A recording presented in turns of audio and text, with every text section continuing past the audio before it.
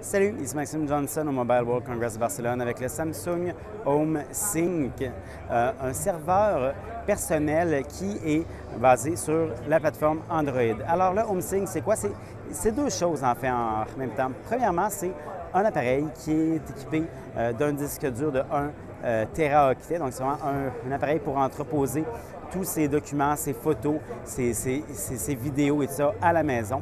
Et donc, on peut les transférer sans fil, par Wi-Fi. On a juste à... Donc, si on a un appareil, entre autres, qui est NFC, on le colle dessus et le transfert se fait. Mais on peut aussi transférer donc par USB 3.0.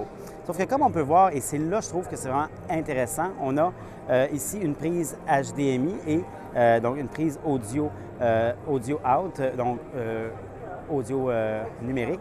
Alors, cet appareil-là peut être branché sur son téléviseur. Et alors, c'est vraiment un appareil Android complet. Donc, j'allais vous montrer certaines des fonctions du Samsung Home Sync.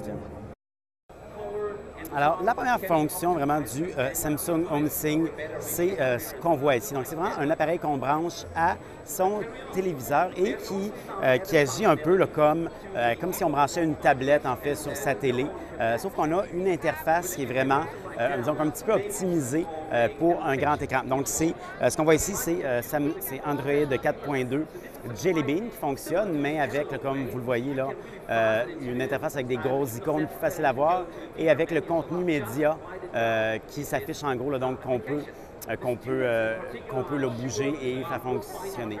De la façon que je fais ça ici, c'est avec, en fait, un téléphone, donc Samsung, qui vient avec une application qui a deux principales fonctions. Donc, la fonction souris ici, que dès que je touche, c'est comme si je clique, donc ça me permet vraiment là, de bouger comme ça. Alors, donc, on contrôle avec le gyroscope, comme ça.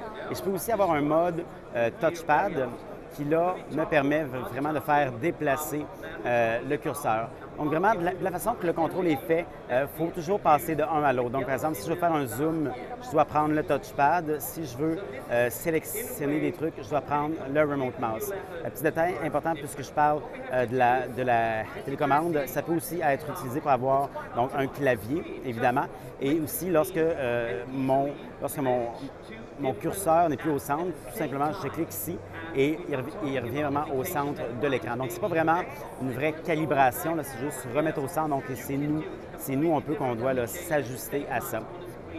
Alors, ce qu'on voit ici là, dans les applications, donc, c'est tout le contenu qu'on va accéder dans l'appareil. Donc, lorsqu'on branche l'appareil pour la première fois, on prend notre téléphone et on le met sur donc, le récepteur de Samsung. Et grâce à la puce NFC, donc, ça va transférer automatiquement toutes nos photos, toutes nos vidéos et autres. Vous pouvez aussi, évidemment, télécharger des choses directement sur l'appareil ou les transférer avec un ordinateur. Et une fois qu'on est donc branché, donc comme on voit, ce qu'on voit là, c'est pas Google TV, c'est vraiment le vrai Android. Donc même vous pourriez avoir des torrents là et tout ça va être sur donc votre Samsung Home Sync. C'est quand même, je trouve, une façon de faire qui fonctionne bien. Mon impression, pour l'instant même, je dirais que ça fonctionne peut-être quasiment mieux que l'interface Google TV. C'est moins optimisé pour la TV, mais c'est beaucoup plus performant. Et au final, entre une optimisation parfaite ou vraiment avoir le choix de toutes les applications que je veux, surtout dans le Google Play Store, comme on voit, moi, je préfère cette façon de faire les choses. Il y a maintenant une autre fonction du Samsung Home Sync et c'est la possibilité d'utiliser l'appareil pour faire un miroir de l'écran de son téléphone. Alors, c'est ce qu'on a ici présentement. Donc, ce qu'on voit sur mon téléphone, c'est exactement ce qu'on voit sur l'écran. Donc, contrairement à tantôt où l'écran montrait l'application Android sur le Samsung Home Sync, ici, on voit celle qui est vraiment sur mon téléphone. Alors, tout ce que je fais sur le téléphone va être sur ma télé.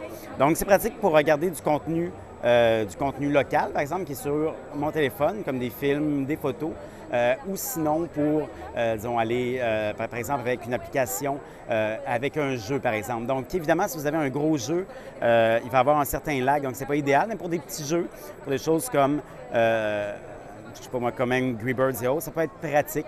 Pas tant pour jouer sur le gros écran, mais peut-être du moins pour que les gens puissent partager ça avec vous.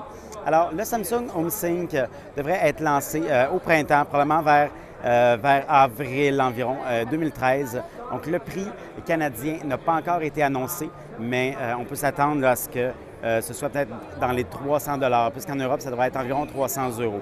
Pour avoir plus d'informations, je vous invite à consulter mon site web, maximejohnson.com/techno.